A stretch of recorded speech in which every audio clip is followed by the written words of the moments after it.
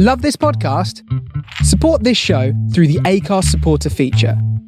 It's up to you how much you give, and there's no regular commitment. Just hit the link in the show description to support now. To tip off this NBA season on FanDuel, you can choose your own rewards, which means you can play your game any way you want. I get to choose my rewards? Yep. Great! Now, excuse me while I lock in. All customers choose your own reward right now in the FanDuel app. 21 plus and present in select states. 18 plus in Kentucky. Opt-in required. Rewards are non-withdrawable. Restrictions apply, including bonus and token expiration, leg requirement, and max wager amount. See full terms at FanDuel.com/sportsbook. Gambling problem? Call 1-800-GAMBLER.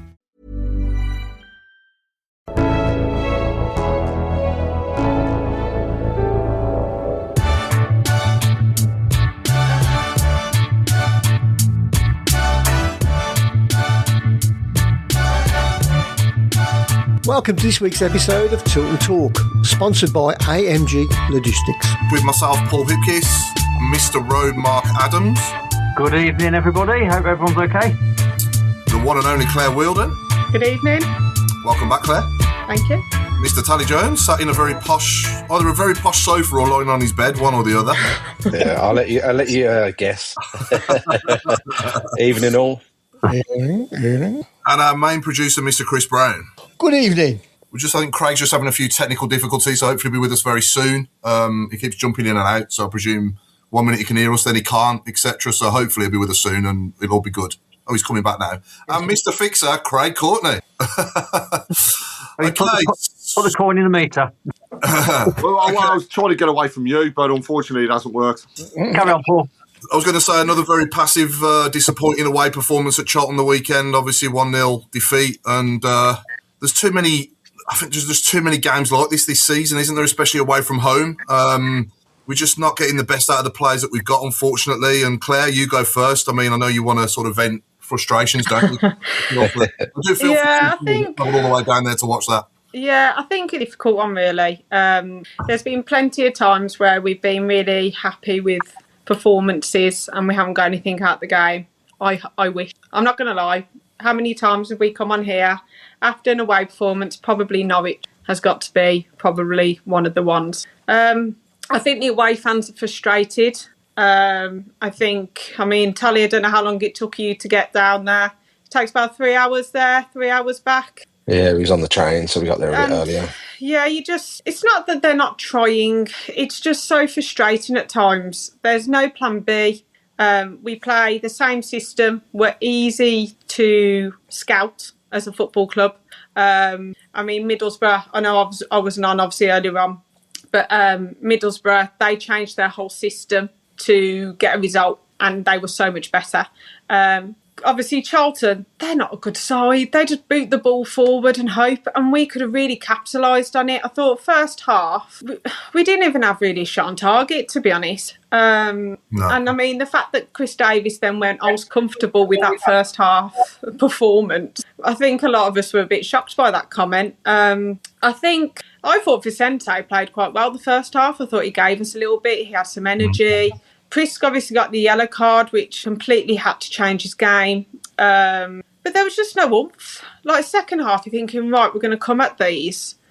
And we just didn't. Like, we've had, 2 shots on target away from home. When you go and watch a football match, you want some goal-mouth action. You want to see some pride and some passion. And we were going sideways and backwards. And unfortunately, I think it was just on par with Watford, to be honest. There was just nothing there. Like, Damari Gray was making runs, Prisk, and as soon as they make the run, they change. It's like Wagner. I've been discussing this today with my mum and some of my family, and I was saying Wagner at one point got the ball 25 yards out. 2 games in, he would have thrown that straight into the box and whipped it in. He's now stopping to go sideways and backwards. Vicente, we bought him to run down to the byline to cross that ball in. He's starting to check back. It's like the subs. The subs warm up and then they're waiting 5 minutes. And obviously I'm not a physio, but it doesn't make sense. Don't warm up and then wait on the side for 5 minutes. The subs don't make sense to me. he will keep. We've got 2 right backs on the bench. You've got a Watter at right back. Then he was centre mid. Then he was centre back. And it's like he has to keep him on, and it doesn't make any sense to me. I know that he tries hard and everything else, but it doesn't make any sense. Dykes was winning every ball in the air. They huffed and puffed, and then the goal was from a simple throw-in. But we can't do the throw-in because you're not playing Jack Robinson in there. We don't get the ball into the box. If we got the ball into the box, anything can happen. But then we've got no one in there. Yeah, I was about to say that. And I know it's negative, but there's not a lot of positives I can say. You know, like we're just like Stano. Stano would have been perfect for that game first half. Absolutely brilliant. Because at the moment, and I'll say this now, Duck has to be probably one of the laziest footballers I've ever seen. And I will make that. I know he scores goals, but all the goals are to his feet. All the goals are laid on a plate for him. Look, every goal, they're there in front of him. He doesn't header, he doesn't jump, he doesn't tackle. And to me, it's like you're playing with 10 men. And it doesn't work. You either need to... I would play 3-5-2 away from home. And I've said that before. Because you can have 3 really good centre-backs. You can have Clara, Newman, and even Robinson or Panzo. I think Robinson would be great for some long throws. I think you could have Prisk and Stano up top. If you want Watter in the middle, he could play him, Paik and Doyle. And then you can have the wingers down the side. It's just frustrating. And I think that, you know, we're trying to find something positive. And I know that we played well against Norwich in the first half. But the shackles were off. We were free. They were running at them. And then we play against Charlton, a team that we should be beating. We should be beating Charlton. And it's just so frustrating. And I just think the squad is so good. And I've got to admit, I'm on the point where I think that he's taken us as far as he can.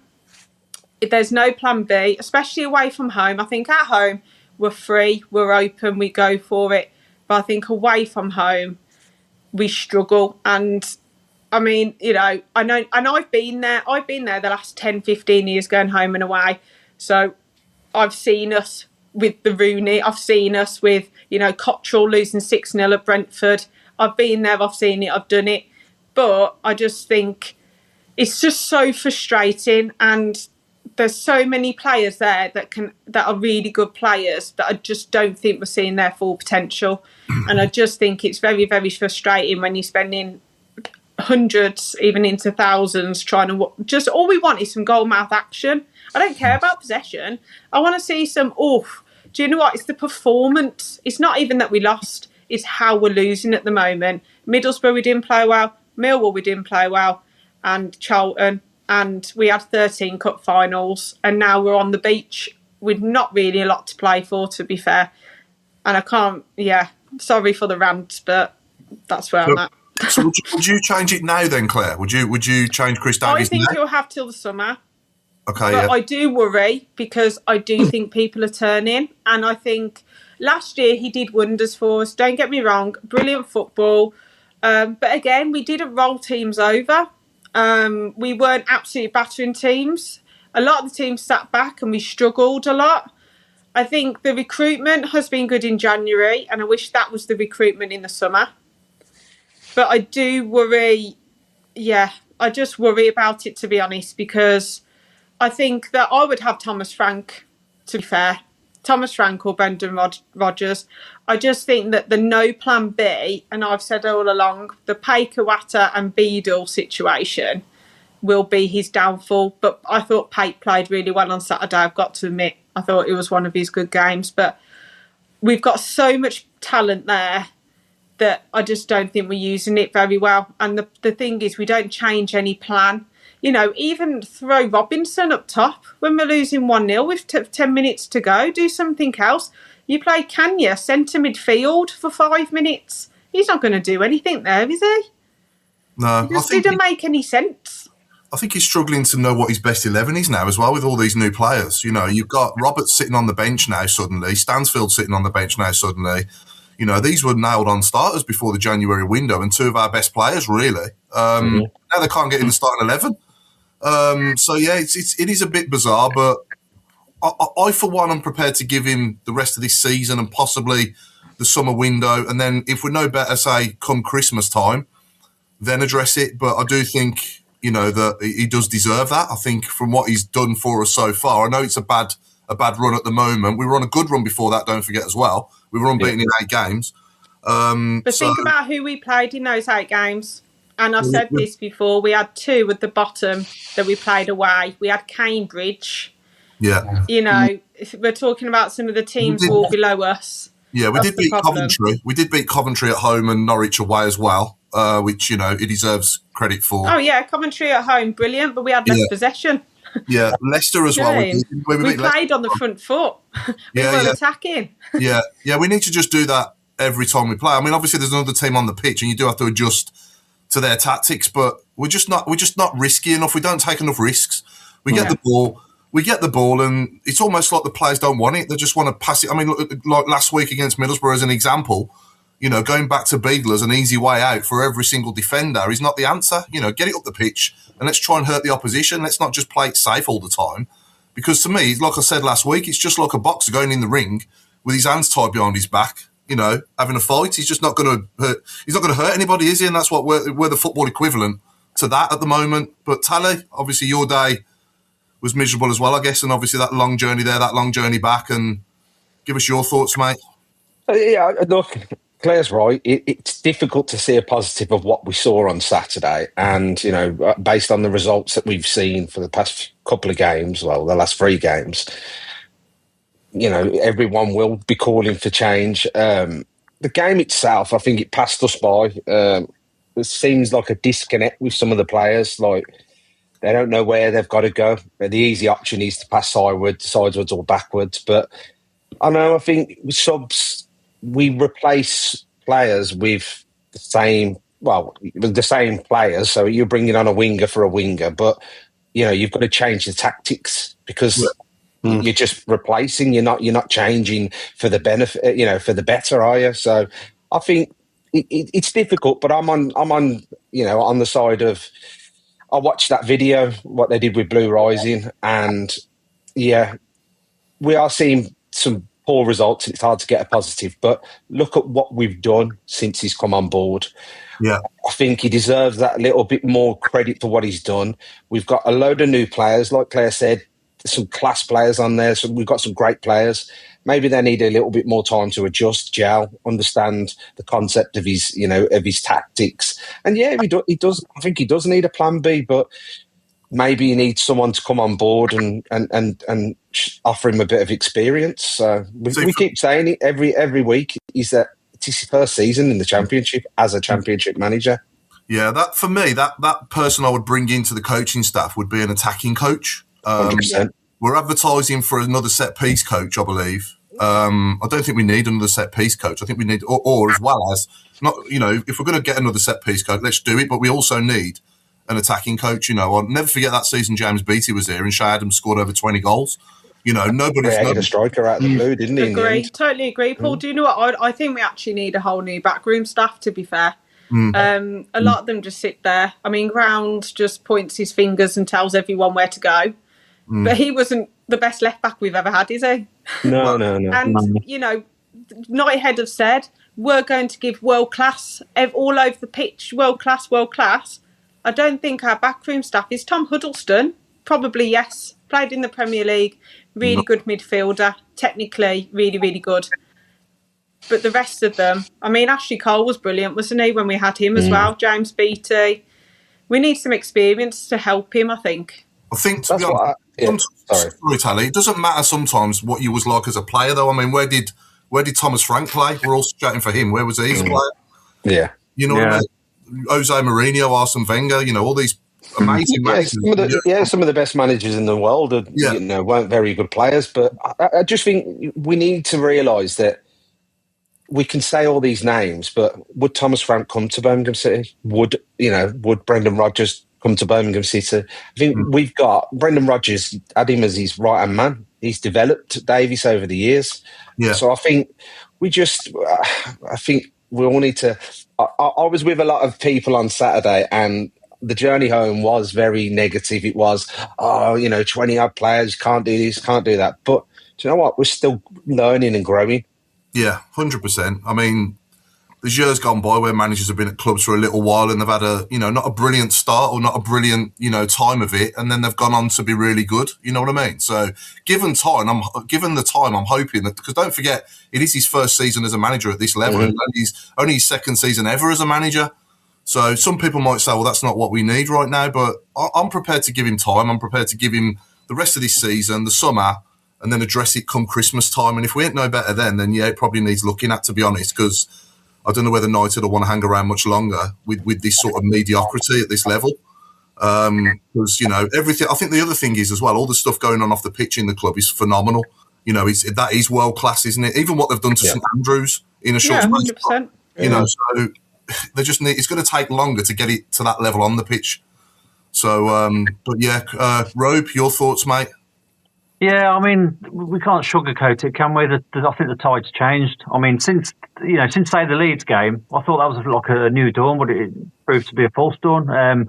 It's just been awful. It's been nothing to galvanise us, nothing to sort of build towards. It looks like we're on the beach, like Claire said, with like 10 games left. Yeah. And really, the players should be playing to show that they can play at this, the level. And the manager, he's got to be, busting a gut, show that he's the man to take us forward. But at the moment, like we've all said, it's all right changing personnel, but there's a lack of any sort of plan. And it's a bit worrying. I mean, I think we should give into the rest of this season and see if we can finish with a flourish. If we have a storming end to the season, the next 10 games, get a bit between our teeth, break into the top 10, then I'd say give them a little bit of next season. But at the moment, I don't know what's going to. I can fully understand if they did change the manager in the summer, because it's just not inspiring at all. It's not inspiring to us as fans, and I imagine it's not really inspiring to the players. I mean, what's happened to? Panzo, for example, he started like a world beater, didn't he? The last couple of games, he's more of like an egg beater. It's like it sounds stupid, but what's going on? Why can't he keep that level of performance? Firstly, I'd bring Robinson back in to give Panzo a break, to be honest. How much football did Panzo play before he came to us? He played most. Yeah, he had played most of the season. He played in Portugal. Yeah. I know. I mean, like I say, he's playing for his future, isn't he? Because he's only got a contract to the end of the season, I believe. Well, he's supposed to be our fourth choice centre back, and then the two that he's replaced, Newman, we chased for months and months, and now he can't even get in the team. That's what I don't get. I don't know. I'm just so on the fence with it now. I mean, part of me thinks, having a good end to the season, see what he can do in the summer. But then, like Paul said a minute ago, we're coming to March, and he's acting like he doesn't know his best team, and that's worrying. That's really worrying.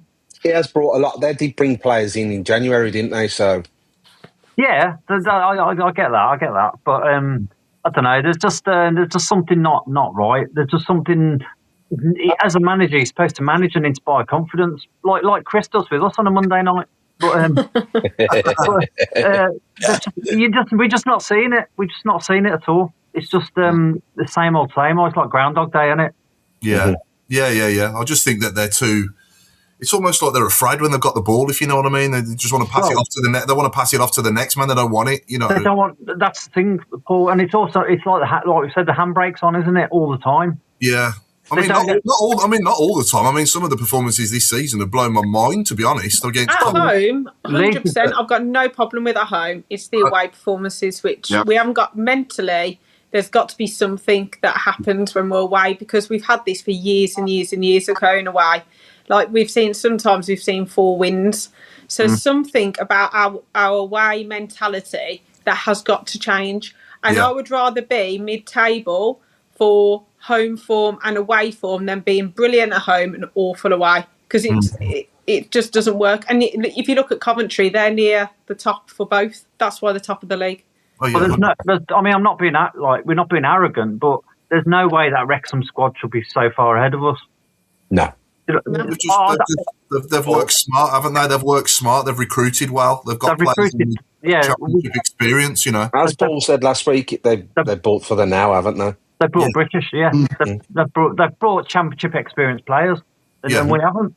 Yeah. So it's just it's frustrating. It's not all doom and gloom. Though I don't want to sit here like this is going to be a really negative show. No. We've lost 3 on the trot. I know that, but look at the whole big picture this season. How long has it been since we've only lost 2 games in a season at home? In the championship. In however long it is, since August up to now, from August to March. I think it's fair to say, Paul. I don't think for a minute, he will be here till May. The man with the gaffer, he will. He's not going before May. No, I'd rather not talk about him going. To be honest, I'd rather give him a bit longer. But something does need to change. He does need to realise that what he's got there at the moment isn't quite working for him. So like I said earlier, the first thing I would do if I was Chris Davies is I'd bring in an attacking coach. I'd bring somebody in that can work with them on the training ground, show them where the goal is, and get us. Because it's just as important as obviously a goalkeeper coach or a set piece coach, isn't it? Mm-hmm. Kevin Phillips. Kevin Phillips be a good one. Kevin Phillips, I think he's in a job, isn't he, at the moment? Yeah, James. He can quit that job, tell him, come to us. Yeah, but this is the thing, though. Get on the blower. Why can't we poach people? No, why can't we? Everybody else does it. If someone wanted Tom Huddleston, they'd come in and get him. Yeah. We had the same with Ashley Cole, didn't we? Yeah, do you know what I mean? Someone wanted him, they took him. Why can't we be the people that go and do it now instead of everyone taking ours? Yeah. Mm-hmm. I mean, a lot of these players that we signed in January had queues of clubs after them. We managed to prize them here. So we're not that club anymore where we're shopping in the sort of bargain basement, are we, Craig? We're not, but I just wonder whether this whole, swapping and changing and bringing in so many players has upset us more than it has settled us. And I can't echo anymore. What we've been seeing is a team that when they go behind, they just seem to have absolutely nothing, and there's no oomph to get back into it. There's no sort of sense of urgency that's there as soon as it happens. And you look at the weekend, and we were out-battled by a team that was extremely poor, but we have nothing to come back with. Davies stands there, and am I first of all a Davies out person? Not at the moment. I agree with you, Paul. I think he'll get the remainder of this year. They may well have discussions in the summer. Who knows? But if not, I think he'll be given that window to see what he can do. But the key to all of it is don't go wholesale change. Get some experience in. Get some people in that know this league, because what we've got, and I think we said it last week, we've got a bunch of great players who have no experience of this league, and we've got nobody that stands out as being an out-and-out leader. Clara, again, at the weekend, yes, he put his foot in and he made a phenomenal tackle. Yeah, to keep us in it to start off with, but there's no sense of grabbing somebody by the scruff of the neck and saying, get your arse into gear. Go and do what your job is, which is to fight and show a bit more passion, because we're just missing it, and he needs support. He's young, he's still learning, but you can only go so far before people will just get to the point of no return. And I think if I look at, Wednesday evening, if we play the way that we did at Charlton and the way we did against Middlesbrough, then forget getting to the end of the game before the fans turn. They'll do it earlier. And that's a concern for me, because at home, we've got this sense of togetherness. We've got this way of working that seems to push people on. But what we also have got to do is just be consistent. We've got to see players like, I think we've mentioned him a few times, but Damari Gray. Damari Gray has got phenomenal pace. He can take on a player, he can beat a player, he can whip in a ball, but all he's doing at the moment is running forwards, getting to the line and thinking, I better turn around and come back. Slowing the game down and reversing it. What's then happening is it's allowing all of the defenders to come back. And it happened at Charlton. few occasions we got down the wings, and what we saw was getting down the wing and then nobody being there, or people waiting almost on the edge of the box, waiting for a ball to be delivered. You've got to put yourself in the middle. You've got to put yourself about, and we're not doing that enough. We're too nice. We're too nice, aren't we, Craig? Yeah, we need to be. We need to be this horrible team that nobody likes coming up against. Yeah, especially away from home. Especially like a Millwall. Yeah. Millwall are a great example of a team that, they say it themselves, don't they? We're Millwall, nobody likes us. Well, I'll tell you what, I want to be Birmingham when nobody likes us. And I don't care whether the football is tippy-tappy and looks beautiful. Actually, what I want to see is a team that fights, is hard to get a break down and hard to get past, and ultimately has a damn go at goal. Because at the moment, we're just lacking it majorly. Our strike force is non-existent. Duck's completely idle. I said it on WM on Saturday. Was he even there? Because it certainly didn't feel like it. It's time to shake a few things up again. It's time to swap a few things about. If we're going to have pace in the side, we're going to have pace that's then going to be attacking as well. And let's just see what happens on Wednesday. But he's got to grab them. Basically, he's got to grab them by the balls and just tell them, get out there and show what you can do. Get these fans behind you, not against you. I just think that we need to stop letting the opposition as well, especially away again, bringing us down to their level. And that's exactly what happened at Charlton, wasn't it? Yeah. Look, Charlton are not a good football team. We played exactly the same way as they did. It was just a long throwing into the box, a bit of a hope. And we didn't defend it properly. Dux, you mentioned Dux there. He should have really put his body on the line and had more urgency about him to block the shot. And he was kind of like just standing off, really, wasn't it? Yeah. He headed the ball for the first time on the 38th minute than he's ever headed it before. Yeah. Right. Okay. And I've heard one of my friends goes to Germany quite often and to watch Hertha Berlin play. And they said, what's Dutch like? And not a lot of people had positivity. He doesn't work hard enough. He doesn't work. Somebody once said to me in the Tilton and went, he's a luxury player.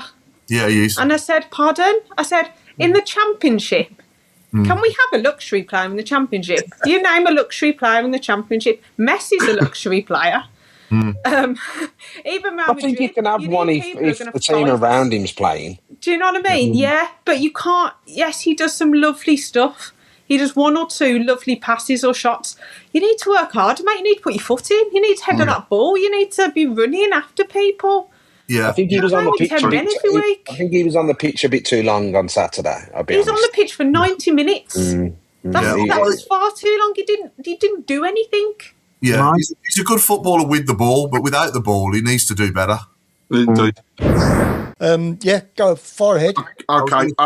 Yeah, go on, I'm sorry to kind of interrupt with really some sad news and shocking news. I've been informed that, unfortunately, this morning, Phil Summerill, who played 118 goal games for Birmingham, was our top scorer leading up to when Trevor Francis also came into the side and was a phenomenal out-and-out winger for the club. Unfortunately, he passed away this morning. Oh, no. Phil was at Birmingham and moved on to Huddersfield, Millwall and Wimbledon before ending his career, and was still living in Solihull. So I just want to say huge condolences from all of us on here to Matt and all of the family.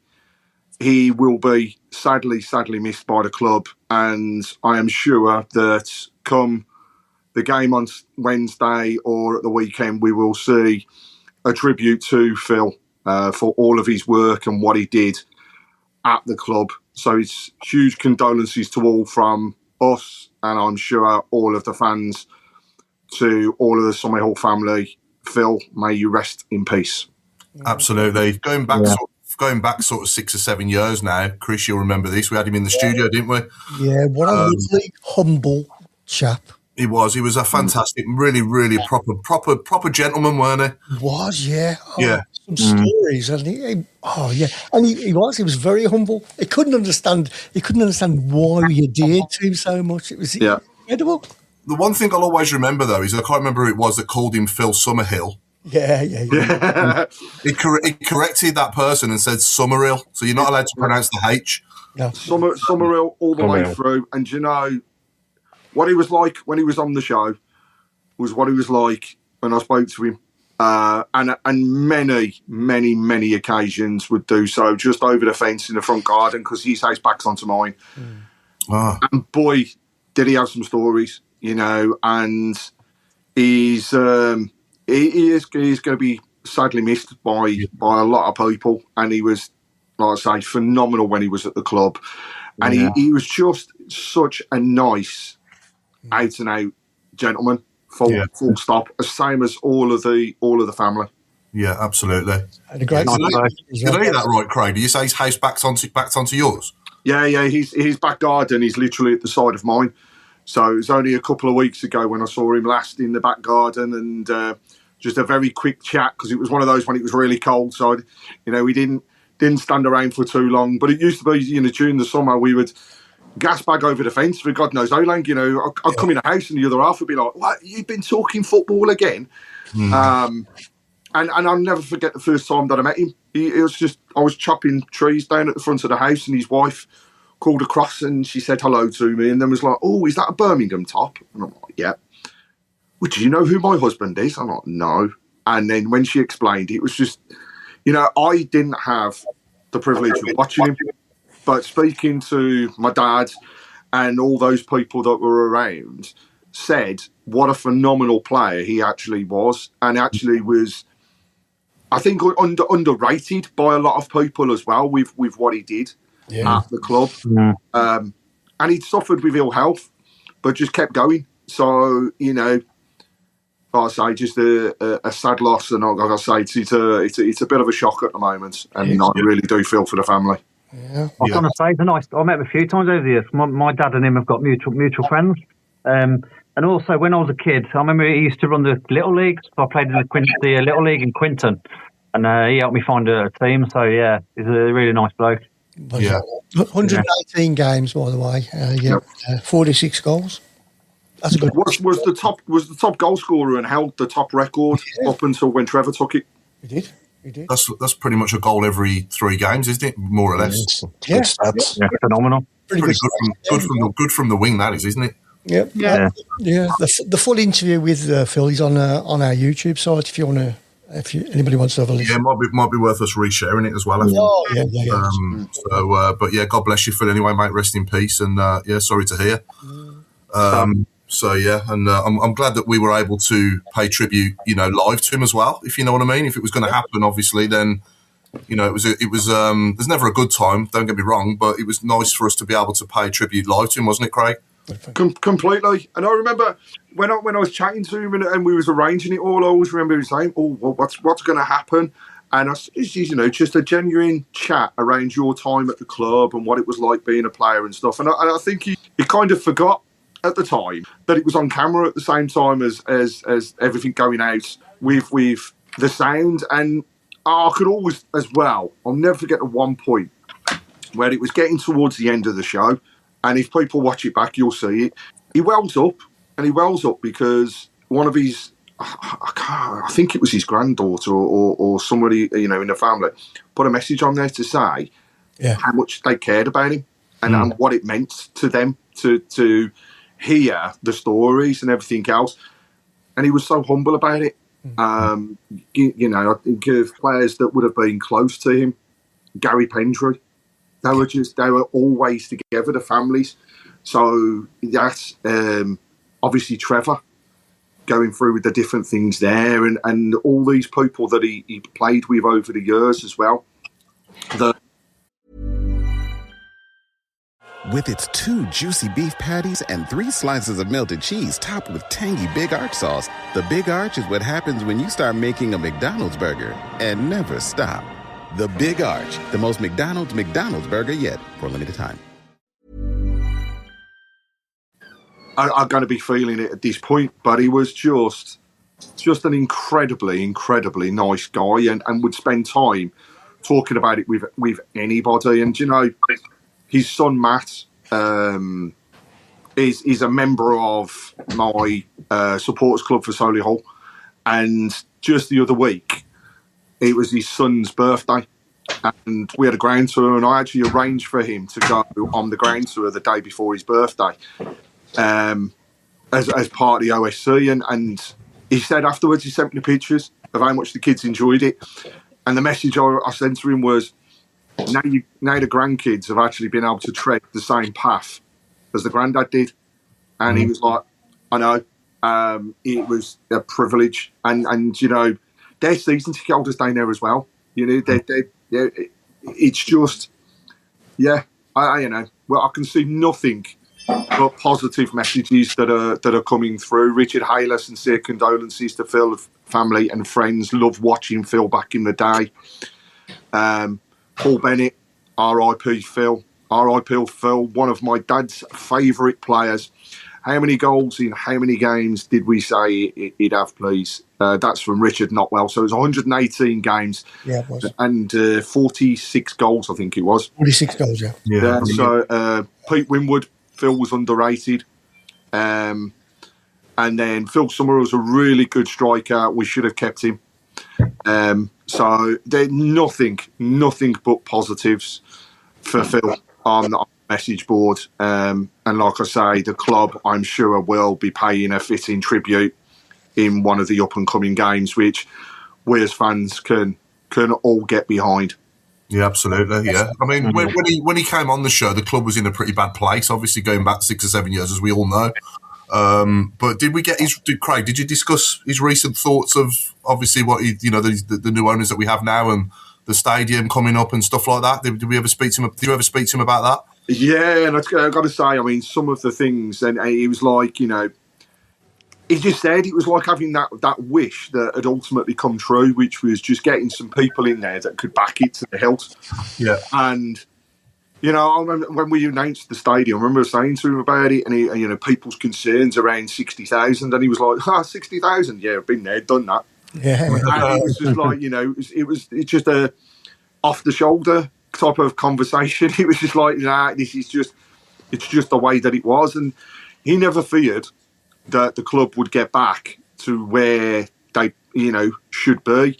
I think there was that period of time where we didn't have the full support of the board and the running of the club with the ex-players. And that upset a lot of them. You know, I remember hearing the stories of the previous owners and him going down and being invited to be the guest of the day, which it was, you know, never liked to go and speak in front of people. He wasn't a public speaker. Yeah. But what he did when he went to the game was he'd go and he'd, you know, enjoy it when he could. However, they used to make him pay for the tickets. Yeah. You know, you can come to hospitality, but you're paying for it all, which was just incredibly wrong at the time. But now, you know, he had nothing but positive thoughts around what was going to take place and how we were going to go forward. And I think he also thought that at some point or other we would be back in the big league. We would be up at the front, and it's just a shame that he's not here to see it. But he's another blue nose at the top of the Tilton, looking down at us for every game now. Absolutely, yeah. Well, rest in peace, Phil. Anyway. Sad news. I'm sure there'll be some fitting tributes from the club Wednesday night, I would imagine. Okay, it's hard to move on, isn't it, from something like that? So we got anything coming in on the shout boxes, Chris, from, you know, in relation to Saturday's game? Any sort of thoughts? There's one here that's just popped up. You can probably just see it's a good point, R.E. Dimmy, Craig. But on one moves off the ball for him, others when we go forward. We don't create space, open up opposition. When we had Maoshi, he opened up opposition with his runs on and off the ball and quick, purposeful passes. I like Miyoshi. I thought he was decent, to be fair. Yeah, decent player. Just a bit lightweight. That's all he was, wasn't he? He had everything else. I'm not having him over Patrick Roberts or Vicente. Don't get me wrong. No. Stronger on the ball, aren't they? Yeah. Do we agree with Benji that Dykes was the best striker on the park that day? 100%. On the day. What do we think of his video after as well? Quite telling that was, wasn't it? I think that shows a lot. I think actions speak louder than words. Yeah. Another thing as well, you're a Charlton fan, you want that. You know what I mean? They're paid players, aren't they? They're not fans of the club. No, so, he's not going to walk. You know, we clapped in, and he clapped us when he come off the pitch, didn't he? So there's a level of respect from us. Yeah, he's not going to walk down the tunnel all miserable, is he? After he's won? No. You know what I mean? But interesting anyway. But yeah, I think coming back onto Chris Davies, there was a really good interview with Tommy Mooney, wasn't there? Obviously celebrating his 100th game in charge on Saturday. And a really nice book that the club put together, I thought, as well for him. I thought that was a nice touch. And obviously his parents on there giving him a nice video message and his family, etc. I thought that was really clever, wasn't it? Claire, did you watch it? Yeah, I thought it was nice. Obviously, we were in a little bit better mood than that came out, weren't we? Let's just look at the whole time. 100 games is good. Yeah. And obviously his win ratio is decent. Yeah, it can't all be on Chris Davies, so I think sometimes it is a little bit on the players as well. 100%. You know, they can move the ball quicker. They're the ones out there. You know, they should be able to go to their captain and say, we don't agree with this. Can we work together as a club? And do you know what I mean? So, yeah, I think sometimes it is on the players. But, like, I've got nothing against Davies as a man. I think, you know, he's a lovely bloke. He's very family orientated. It's just obviously, unfortunately, at the moment, it's just plan A is not working. Yeah. Do you think that players need to stand up and be counted for as well, though? Because I think there is that as well, isn't there? There's an element of this where I go back to the other week when we were talking about, you know, the players coming off the bench and they should be telling us and showing us what it means to them to play for the team. And when they get the opportunity, the FA Cup game is a good example. You know, you had people that were standing out there and were like, "You're not going to drop me now, Gaffer." But changes were made, and I think there's an element of this now that needs to be. You're not a certainty. You know, we talk about Stansfield. Stansfield was a certainty every game we played last season. You know, bar when he was injured, he was playing the games. He started this season exactly the same. He's lacking confidence, and he's dropped to the bench. Now, when we saw him come on, saw a bit of a fight, but then nobody else around him had that. And I think this is where the rest of those players now have to come forwards. And I tell you what we saw from Dux at home when he come out and scored the 2 goals after taking an absolute pummeling. All right, we need to see that from every single one of them that are on the field. Forget just one. One player doesn't make a team, right? It's those 11 that are starting the game that should be showing us on Wednesday what it means. They need to hear from us as fans what I would give absolutely anything to go onto that field wearing a Blues top and representing my club. Now, those players should be doing exactly the same. I think we're missing, at the moment, Brummies.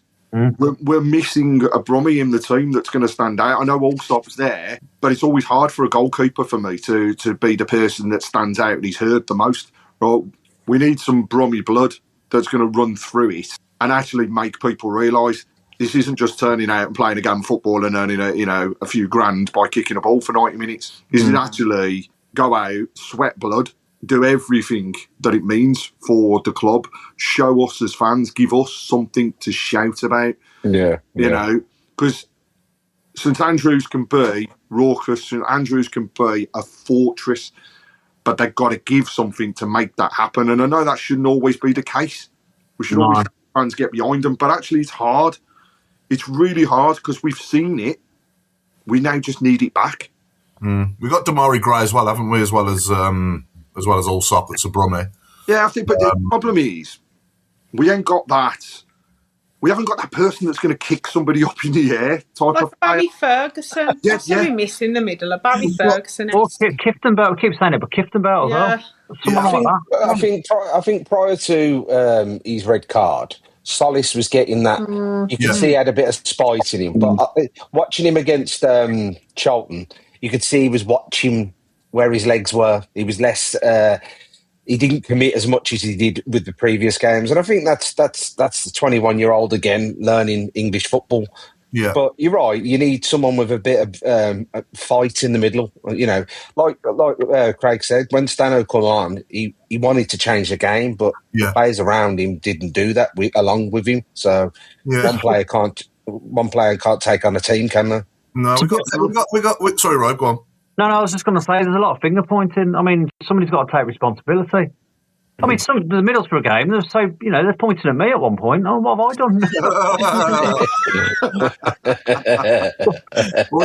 we got 10 games to go now. Let's treat that as like a mini season and see how many points we can get out of that 30. That's what I'd be saying to him. I love this comment from Jason Hughes. We need a Brummy with strong leadership qualities. Bring back Tommy Shelby. I know it sounds really daft, but it's that sort of mentality that we are actually lacking. We are actually missing that nastiness, that ruthlessness in the team. Sorry, the nastiness, that's great. But, for instance, the game what we just played, we never got one decision against Charlton. No, that's right. Everything look at Damari Gray, gets chopped in the Achilles, and he just talks to the player and waves it off. Then Prisk, he's attacking for the ball. Yeah, he left it in a little bit, but the player overegged it. He gets a yellow straight away. So I think sometimes we've got to be careful. Yeah. Tally, what about Dykes on bloody Wagner? He was on Allsop, weren't he, as well? Yeah. Yeah. The referee wasn't great, I've got to admit. He liked the chat with him. It was every time, something was going on in the box, our players were getting shoved all over the place. He went over, had a chat, and then that's it. Nothing happened. So I think there's one player, and Claire's going to like me for this one, but there's one player that needs to get on that pitch with a big smile on his face. I know he's almost like I don't know, we could call him a Brummy now, the way he is with the fans. You need that fan interaction. And I said it from the beginning. We had it with Alfie May, but we're blessed with it with Ethan Laird. G'ing the fans up. He'll get on there, get him in his right position, and I think you'll see some change. You really will. He's got pace. He's also got aerial ability. So he wins everything. Like Prisk, his whole game changed when he got yellow carded because he wasn't able to show any physicality at all. And then number 5 just beat him in the air. That's why they think he's, I don't know, some amazing centre back. Yeah. But he couldn't do anything. And then Duck's not going to win a header. No. Damari Gray's not going to win a header. Vicente's not going to win a header. So actually, when we were playing well last season, Allsop was pinging the ball. And by the way, Allsop's distribution was good again. Really did help get us up the pitch as well. Had a lot especially when Osman come on the pitch. And we were pinging it to Laird to header it on. And he would go round them and add on that bit of... I think what you said about players standing on the sideline, subs, there's got to be something said about that. It almost got to warm up again before they go on. They're waiting around that long. For I think 12 minutes or something at one point. I can't. It was around Kenya as well. Kenya was on the. And you bring them on. Yeah, but you got players like Laird that is injury prone. Yeah, he's got to warm into a game. You can't give him 10 minutes to warm.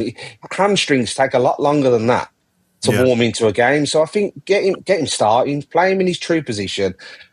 If you want to put a Water in the middle, put him in the middle. But Awata and Paik come straight back in. See, I don't agree with that. That's the only problem. Because, for example, Doyle, when he was out, we were like, oh, he needs minutes. Awata's been out for 2 or 3 weeks. Bang, he's back in. Paik played half an hour. Bang, he's back in. Laird needs minutes. All these other players need minutes, apart from 2. And talking of minutes as well, it was good to see Lee Buchanan get 45 minutes as well for the under-21s. Yeah. That was great. He will be a good player, I think, and you can use him as centre-back as well. Yeah, definitely. Yeah, he's a bit more, he's versatile, isn't he? Yeah, but just assuming that everyone's available tomorrow, i.e. Beadle's back, and, what would be our 11s? And I'll put this out to to all our viewers as well. What would be your team tomorrow, Wednesday night against QPR? If assuming Beadle's back, would anyone actually go with Beadle and pick him over Allsop? No, I wouldn't. I don't want to open this debate. No. So we're all going Allsop in goal. Do we all agree? Yep.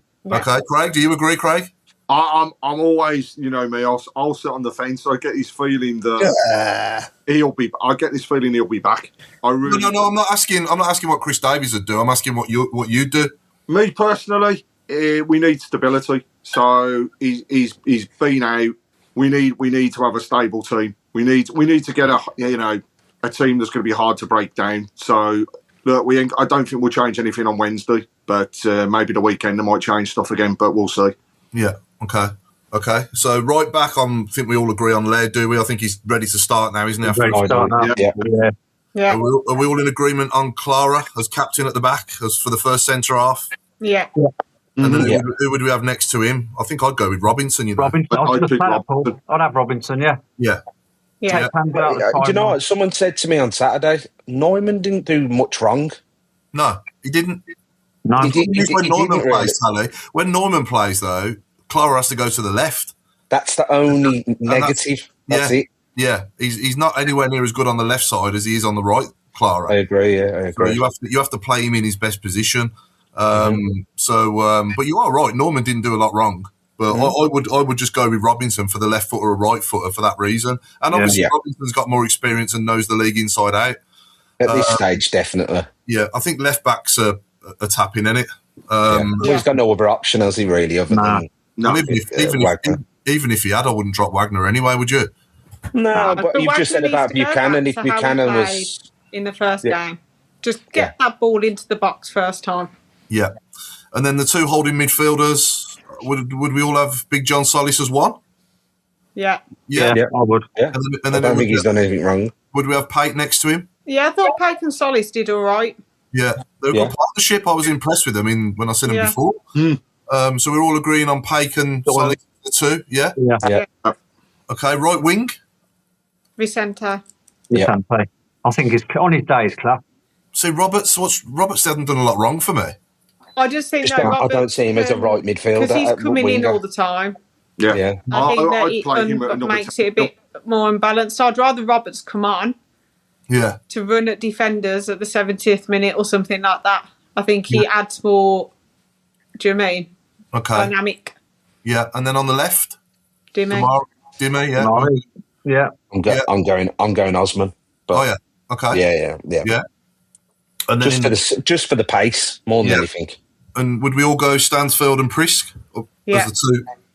Yeah, I think Yeah. Pretty much all in agreement there, to be honest. So let's see how close that team is on Wednesday night to that. I do agree with you though, Craig. I do think if Beadle's available, he will pick him. But yeah, I certainly wouldn't. But I know he would. He will. So it's all about, obviously, the only person whose opinion matters is his, isn't it? Yeah. He obviously sees him as the first choice goalkeeper. So let's just get behind him. I just think even on Saturday, I know we lost, but Allsop's, like you said earlier, Claire, Allsop's distribution was still good, wasn't it, in that game? It was still good. He makes everyone else feel like calmer. Yeah, 100%. Like you can just tell everyone's just like, oh, he's calmer. And also he knows what he's going to do beforehand, so he helps build a tempo. It's just a shame that we get to the halfway line and then our tempo drops. Last season, we had so much intensity fighting for that ball back. Like even Kyogo, at least he built some of intensity and tried to get the ball back up the field. Now we just let them come out. I think, you know what, with Kyogo on the pitch, even though, time's passed now and he hasn't really done much for us, he's always deemed as a threat. So that takes focus off other players and gives them an opportunity to break through. So, I don't know, someone's just put there, would you put Kyogo back in, give him some minutes? Why not? I'd rather have more strikers on the bench than 4 defenders. Yeah. Two right backs who do the same job. So you're 1-0 down and you bring in a defender on. It isn't really the way forward, is it, really, when you're losing? You want to be bringing on as many players as you can. We've got nothing to lose now, have we? I mean, it's that stage of the season. We can just go for it, Yeah. Just go for goal. As I keep saying, take the handbrake off. take the handbrake off. And some of our viewers have mentioned Chris Wood. He'd be ideal. Twice they've been mentioned. Yeah, well, yeah. I mean, he'd take care on the Dukey role, wouldn't he? Yeah. Obviously, we've got what we got now for the rest of the season, but let's see where we are in summer with all that. But that's a good shout for the summer, for next season. He'd be perfect. Yeah. I think he's been injured for a while, and I don't think he's quite played. No. He has been. Yeah. So I believe we've got a comment from the chairman as well, Chris. Yeah, I was just sending it on actually, but I'll read it to you. Right, then, okay. From our good friend Alan. I don't want to come on, but would you mention this? The Blues fans' behaviour coming out of the ground and getting on the train was embarrassing. Travelling back to London was torturous. Cut it out, he says. Cut it out. There has been too many calls for removal of Chris Davies. Not only the keyboard warriors, but established website. Cut it out. There we go. Alan's obviously behind him as well then, yeah? Yeah. I echo what he says. I think the one thing that I would say is, obviously, we just mentioned there, and Alan's mentioned there as well, the social media and the internet side of things. You know, we've seen an announcement this week in regards to the club and the, should we say, discriminative, that's words, language that was used at the Middlesbrough game, and there is no place for that in our club. You know, as fans, we can all have a say, but there's a line, and that line was crossed with some of the comments that were made, not only by and accusations of away fans making comments, but also our own fans turning on players. It's just simply it's a sounding board. Social media is a poison that's easily spread, and it's easy for somebody to hide behind a keyboard and type stuff. The thing that I would say is, it's hard for us to monitor it, you know what I mean? We see comments coming through all the time, and we sometimes think to ourselves, what are they? What's this being, angled at and stuff like that? And we have to monitor it ourselves. But simply the stuff that's going on and the way it's being done and the things that are being said, that's not us. That's not Birmingham fans. We're not like that. We're polar opposite, and I just wish it would stop. Vent anger in the right way, put it into passion to back the team. Don't hurl abuse and the type of language that's being used. It's not on, and I think that's being echoed a lot in the comments and message board as well this evening. I have got to just come back to one comment. It's been put on by GCon1875. Strange that Craig didn't blame the loss at Charlton on those fans on the beer boat again this year. My question to you is, I don't know what you're talking about. Can you explain it, maybe? So it's your fault anyway. So it's all my fault. Everything's my fault. I'll take it. I'll let Roboth for a week. Yeah, now you know how I feel.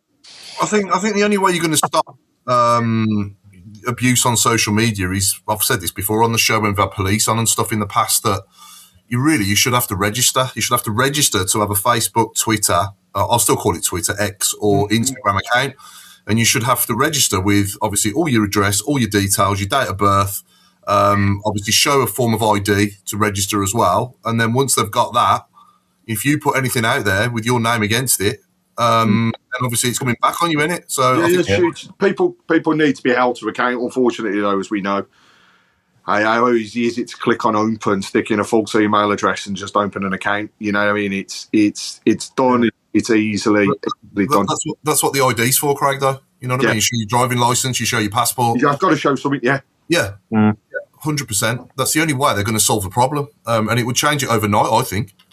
Completely. But until that happens, then anybody can just go online and register or set up an account on any social media to and say what the hell they like. And may I add, at times get away with it because it's hard to. Yeah, absolutely. However, don't do it at our club. We're bigger, we're better, and we're well ahead of all of that. We don't need any of that rubbish around. Absolutely. 100%. I want to say happy birthday to Jeremy as well, our legendary fan. Obviously, come on, Blues. It was his birthday yesterday, wasn't it? So I wanted to wish him a happy birthday. I absolutely love the man whenever I see him. He always puts a smile on your face, doesn't he, whenever you see Jeremy? And I've got some lovely pictures with him with when I went to my daughter's first away game in Rotherham. Can't speak. We had a great photo me and my daughter did with him as well, and we went on the same coach and stuff, so it was brilliant. Brilliant day out, and happy birthday for yesterday, Jeremy. Keep right on, mate. Yeah. Can I quickly ask, sorry, Paul, can I just quickly ask what people's opinions are on the playoff expansion? Oh, yes. 16. I'm coming on to that, actually. Have you got my list there? I'm copying you. I know, I've been through your wallet. Paul, is that your top he's got hanging up? I'm just double checking. Yeah. I wonder where it was. No, yours in the wash, Paul. Yours in the wash. I think from a financial point of view for clubs in the in the Championship, it's a good thing, obviously. It makes it a bit more interesting. I don't know, though. I mean, I've always said that the top three should go up. You know what I mean? Somebody could potentially finish 30 points ahead of the team in 8th, in 3rd, and not get promoted. But I suppose Sheffield United last year, prime example, wasn't it? Yeah. So I've never agreed with that, but it is what it is, isn't it? And if you're going to bring it, I mean, how exactly is it going to work with 6 teams? It's going to. So. Someone said this. 3rd and 4th sort of sit back and wait, and 5th play 8. I feel like Alan Partridge when he did his '94 World Cup countdown. I did So 5th against 8th, and then 4th against 6th. I don't know. Yeah, he's only got one job. Can you count Rope? Yes, 5 play 8, 6 against 7, and then hang on. No, 5 against 8. And 6 against 7, and then can we talk about the weather now instead. I wish I had the master. So I think you was right first time though. I think 4th, 3rd and 4th sit back, and then 5 play 8, 6 against 7, and then those 2 winners play 3rd and 4th. And not just that, what makes it even say more complex, but it's not. So the teams that finish 5th and 6th will play that game at home against those that are 7th and 8th. Then that's one leg, which then goes into 2 legs when you're playing against 3rd and 4th. I mean, it's what the National League do. It's exactly the same structure as the National League. But you're right, Paul. A team can finish 8th and end up being promoted. Yeah. Just doesn't seem right. And I think it was yourself that said it actually when we were discussing between ourselves. Why can't we just have 1st, 2nd, 3rd? Yeah, I mean, it doesn't make it as exciting, I suppose. I love the playoffs. Don't get me wrong. I love watching them when we're not involved in it. I can't cope with it when we're in it. Yeah, they're not enjoyable, are they? It's torture, and it, Mark. It's just They're not enjoyable games, are they? I think I must have aged about 15 years in that 120 minutes in Cardiff in 2002. I think I actually look younger now than I did then. It was just horrible. That even though we got there in the end, it was horrible, wasn't it? And obviously all them defeats as well leading up to it. Just horrible against Barnsley, Watford, Preston. Yeah. They weren't fun. But when it's not your team, then it's good to watch. And that's the only better way of getting promoted, though, is that I'll never have a better feeling than Darren Carter putting that penalty in Cardiff. Yeah. But it's just the journey there, isn't it? That's torture. Yeah. You would hate to be finishing 3rd in the league, though. I mean, it's bad enough if you're 3rd in the league and you get through to the playoff final and lose the 6th. You feel gutted. But can you imagine just how it's going to feel for players if that does happen and it's 3rd playing 8th? I mean, it's just... Dreaming of getting the all-new iPhone 17 Pro designed to be the most powerful iPhone ever? Then stay in bed and let a Boost Mobile expert deliver and set it up for you. Oh, actually, they will have to get up and open the door. Oh, right. Delivery available for select devices purchased at boostmobile.com. Terms apply. Here's how to stay alive longer so you can enjoy Boost Mobile's unlimited plan with a price that never goes up. Do not mistake a wasp nest for a piñata. Stay alive and switch now at Boost Mobile. After 30 gigs, customers may experience slower speeds. Customers will pay $25 a month as long as they remain active on the Boost Mobile Unlimited plan. Yeah, in a way, it kind of makes a mockery of everything, but I understand that it's apparently generating more competition. I just see it as a moneymaker personally. The clubs are going to get a bit, but so are the the TV, and I think that's just what our friend Richard Golding has just said. It's all because of TV revenue. Yeah. So, there's nothing else to it. And extra games for the subscribers. Yes, you're not wrong. And Sky will do anything to scrape a penny out of people's pockets. Of course, yeah. Obviously, the clubs will make money as well, though. Or, you know, on the sale of the tickets and that, yeah. Yeah. But yeah, no, good to have you watching us there, Richard. Hope you're well, mate. Look forward to hearing you on the mic, hopefully on Wednesday night. Okay, I want to give the club a shout out as well for a fabulous thing that we did over the last sort of few nights. Was it Ramadan Streets? Yes. Yeah. I've never seen us do that before. I don't know if we have. I thought it was fabulous. Love to have gone to that. Yeah, I was down there last Thursday evening. Okay. And it was absolutely superb. I didn't actually go into the kind of food area, but the atmosphere and the bringing together of people was absolutely superb. Yeah. There were people queuing to get into the section. I think they've announced today to thank you for the partnership that did it all with them, but thousands of people turning up, and it was.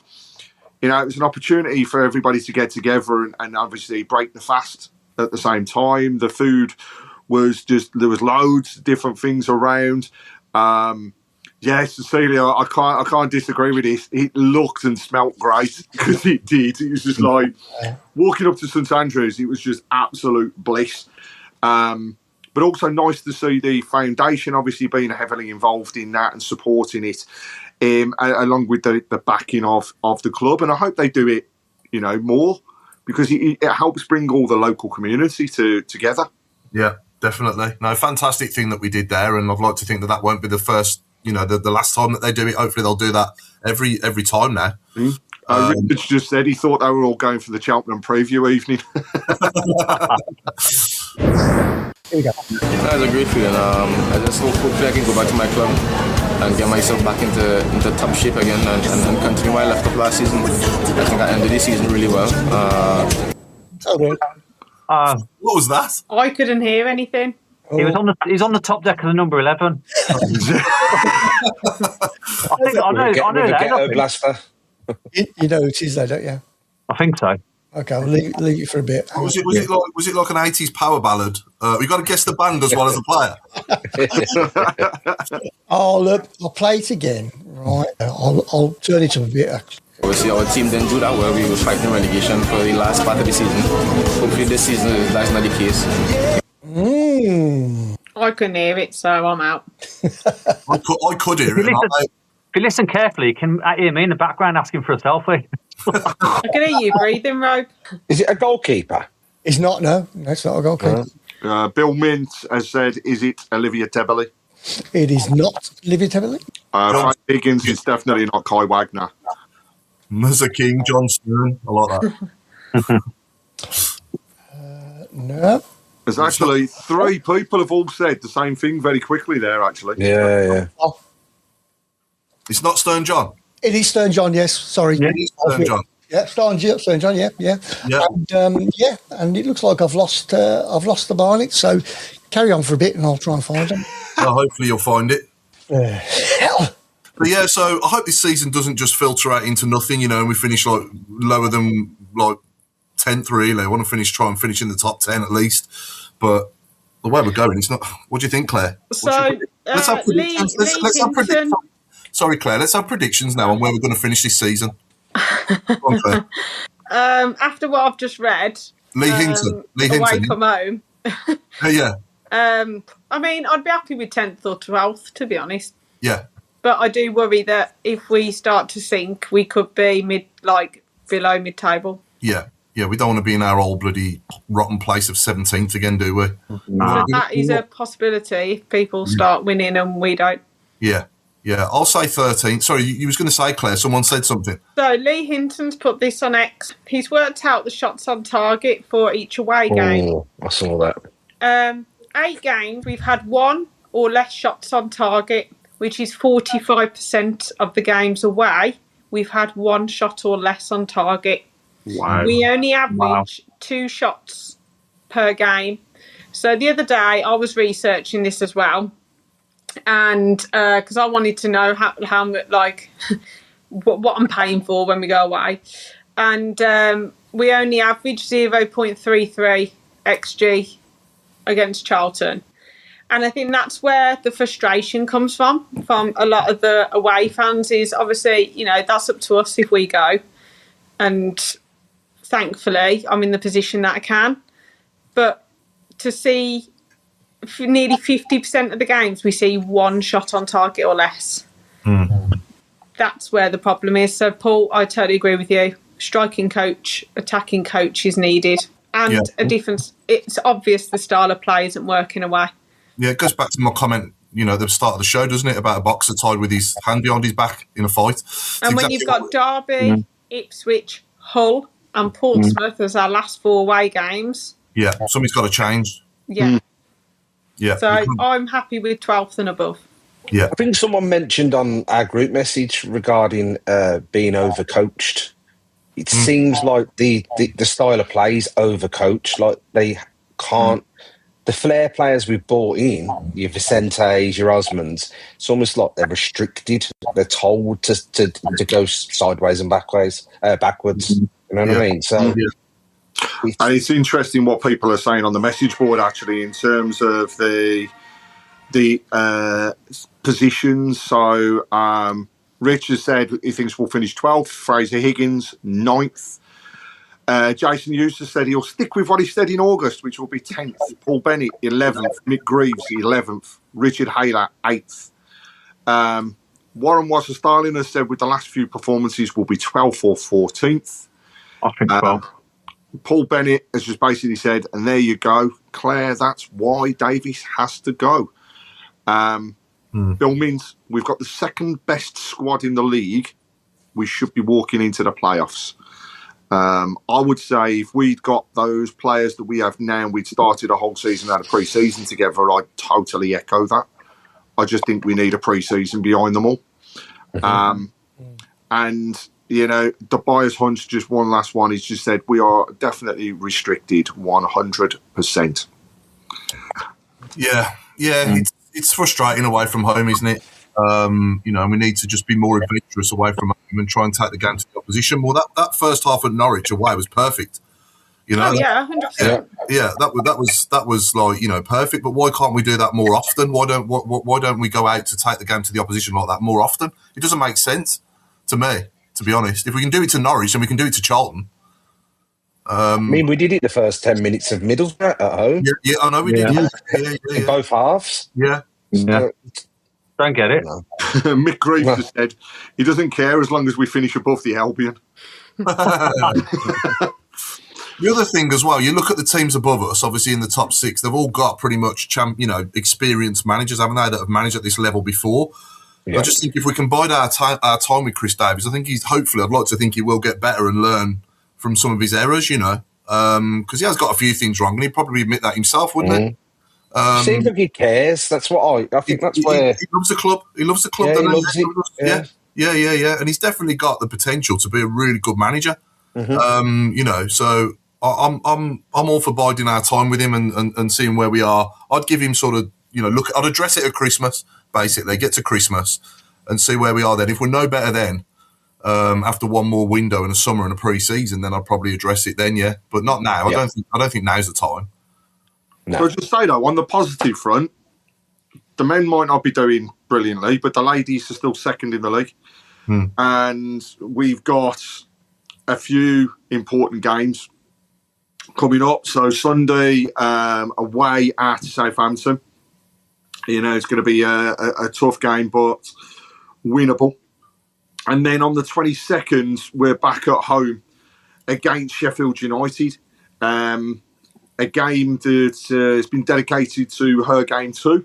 So there'll be lots of things going on that front on the day, but also that is the first of our final 3 home games of the season in the league that, we really want to utilise to push on and get ourselves into the Women's Super League, which we should be able to do.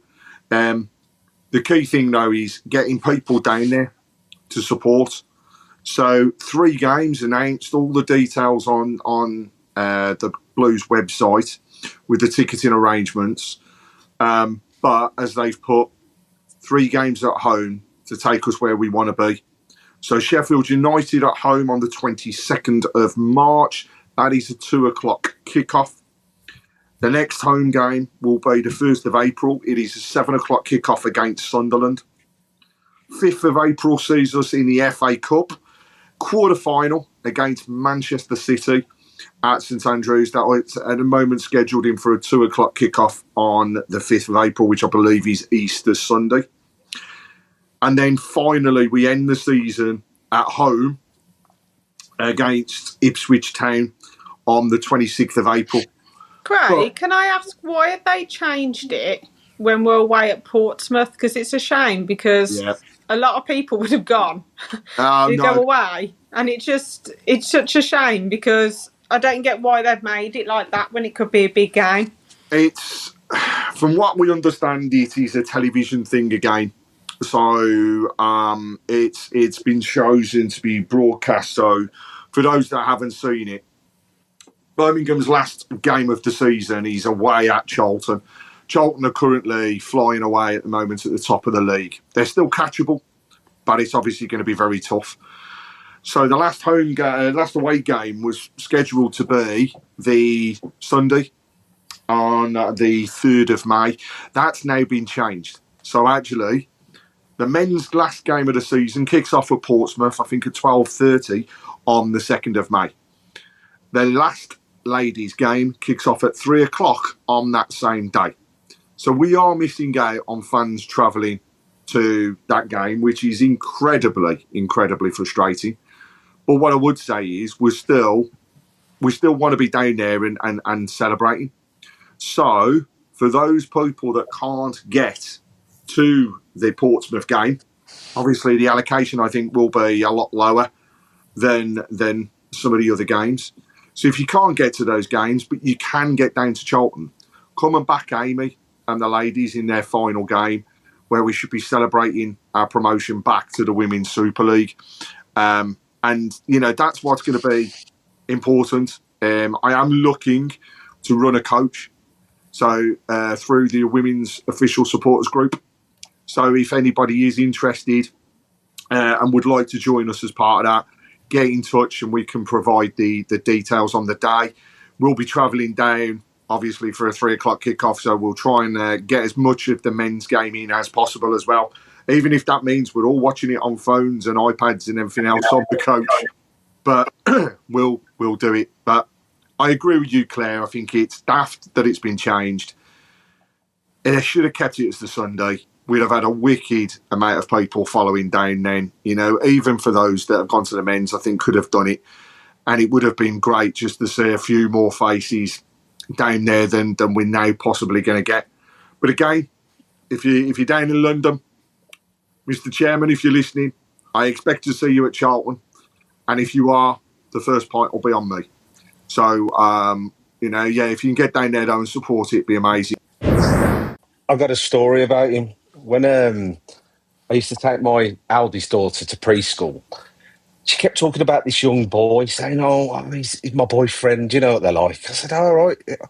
Anyway, waiting in the queue, and this guy walks over, and I was like, and I was into football. Before I was a Blues fan, it was a Premier League games, so like he was in my sticker book. Do you know what I mean? For Sheffield Wednesday. I remember thinking, it's that Graham Hyde. My little girl, I went, what's his second name? This boyfriend? She went, Hyde. I was like, brilliant. So anyway, you know, you smile and that. And he went to talk to me and I just went all red and like quiet. I was like, I'm starstruck. But yeah, I've seen him quite a few times, obviously with the schools and everything. Yeah, my daughters grew up with his son. Yeah, he was a tidy player, to be fair. He wasn't a bad player. Good family. I think I remember him on the front cover of the 97-98 DVD when Granger scored against the Baggies. Yeah. Sort of running off after him, and he celebrating. Yeah. So, good times. Nice kit that was as well, wasn't it? The 97-98 home shirt. Or 98-99, sorry. 98-99. Yeah. Is that weird? Is that weird material, wasn't it? It's like that breathable sort of material. Yeah. Is it wool? Hey? He was itchy, wasn't he? Like an itchy sort of filter. Yeah, he's all scratchy. It's like what you wear in prison, Mark. I mean, you should know what it's like. Yeah, it's like a boiler suit. Yeah. Woolen underpants. Yeah. Last few minutes then. Let's do our predictions. Just before that, we did a straw poll earlier on our group. Would you like to see CD in charge next season? 47% said yes, 53% no. So it's pretty close-ish. Thing is, you don't want a revolving door again. You know what I mean? You don't want to be in danger of a new manager. No. Like we've had it all before. Yeah. You know, when have we ever actually stuck by somebody and given them the time to have a little blip? You know what I mean? Stability is key. And if you look at, I think it was Norwich when they were going back into the Premier League, and his manager's name is totally gone out. Farker, yes. Now, Farker in his first season stabilised the team, and they finished mid-table and everybody was calling for his head. The following season, everybody had gelled and they stormed the league. So the question is, do you want to go with stability and give it a go, and do we give him a chance? Or like you say, you know, does somebody pull the trigger now and see change? I'm all for stability, always have been, because I just think as a club we need it. But there is only so far he can go. So it's close, though. It just shows in that. Yeah.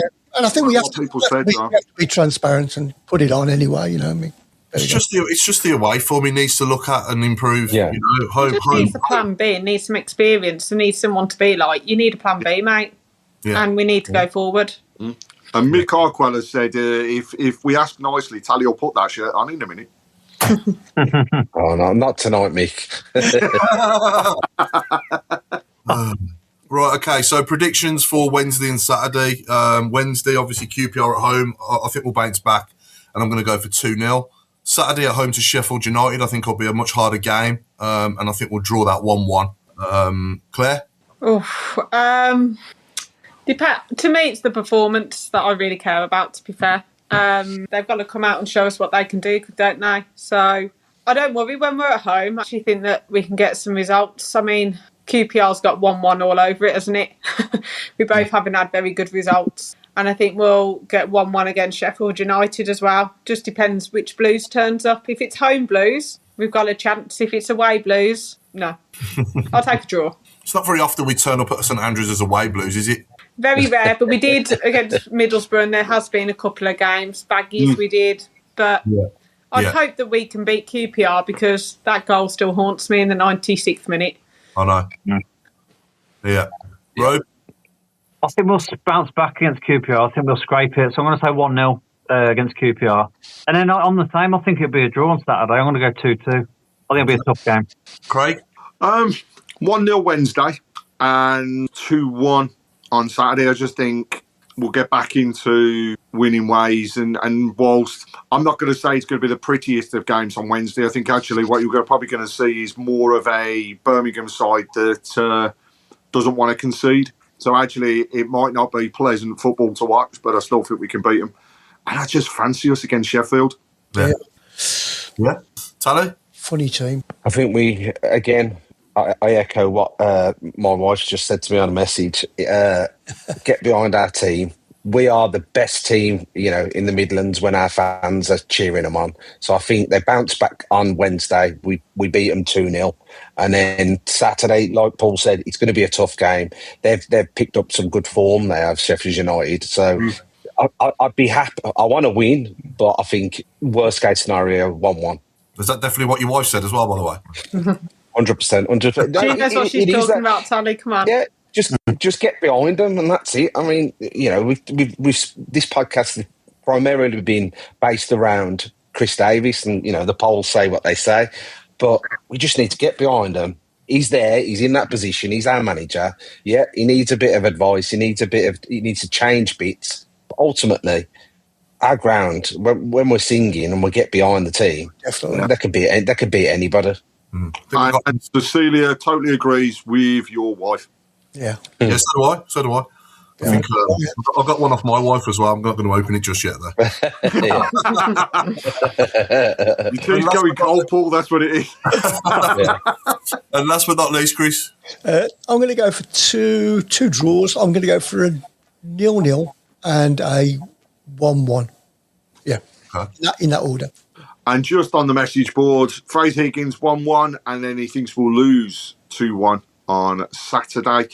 Michael saying 3-1 against QPR, 2-1 against Sheffield United. Warren Wasser-Starling, 3-1 on Wednesday, thinks we'll lose 2-1 on Saturday. Dave Twiney saying 3-0 and 1-0. Benji Smith 0-0 Wednesday, and he thinks Sheffield United will beat us 1-0.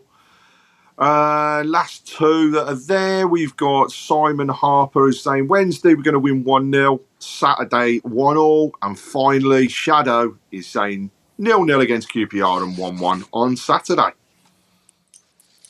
And is that the end, Chris?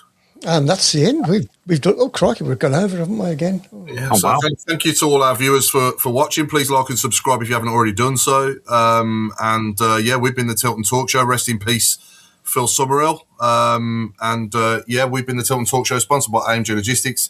It's good night from me, and it's good night from Tally Jones. It's a good night from me, but before I say that, let's get behind them. Like I said, keep right on. And, let's go out with a bang. 10 games. Let's win every one of them. This is when they need us most. Yeah. Exactly that. Yeah. And that's a good night, Craig Courtney. And it's a good night from me. And to echo Paul, rest in peace, Phil Summerill. Condolences again to all of the family, from myself, my family, and all of the fans. And I'll hand over to Claire Wilden. It's good night from me. Come on, Blues, let's get some performances in. Show us you want it. Show us some passion and fight. And we will always be there to back you. We support the club. Keep right on. And good night from the Robe.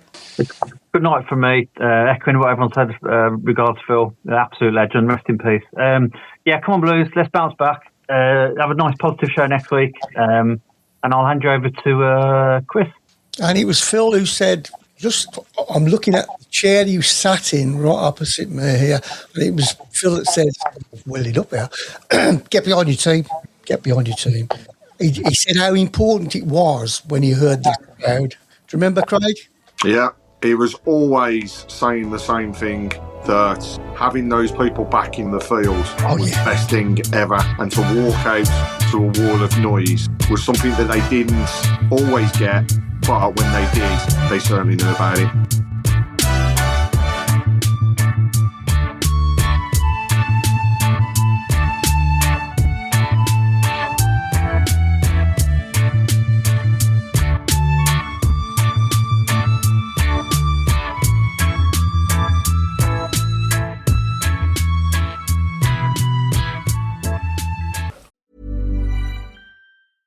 To tip off this NBA season on FanDuel, you can choose your own rewards, which means you can play your game any way you want. I get to choose my rewards? Yep. Great! Now, excuse me while I lock in. All customers choose your own reward right now in the FanDuel app.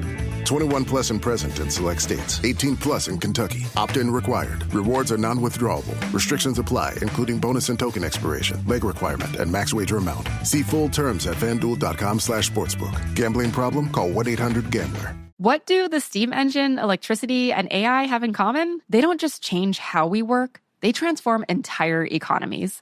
Where the Internet Lives is an award-winning podcast from Google about the unseen world of data centers.